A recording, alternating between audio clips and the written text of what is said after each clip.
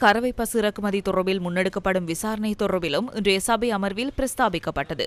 දෙවනි අදියර යටතේ කිරිකවයන් 4500ක් පමණ ආනය කළ තිබුණා. இரண்டாம் கட்டமாக 4500 கறவை பசுக்கள் இறக்குமதி செய்யப்பட்டுள்ளன.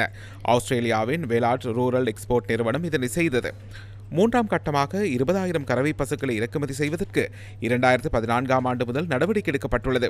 முதற்கட்டமாக 5018 கறவை பசுக்கள் கடந்த 2017ஆம் ஆண்டு இறக்குமதி செய்யப்பட்டன. அதேபோன்று எஞ்சிய 15,000 கறவை பசுக்களை அடுத்த கட்டமாக இறக்குமதி செய்யும் செயற்பாடு முன்னெடுக்கப்பட்டுள்ளது. அதற்காக $80,00,000 மேல் செலவாகும் என மதிப்பிடப்பட்டுள்ளது.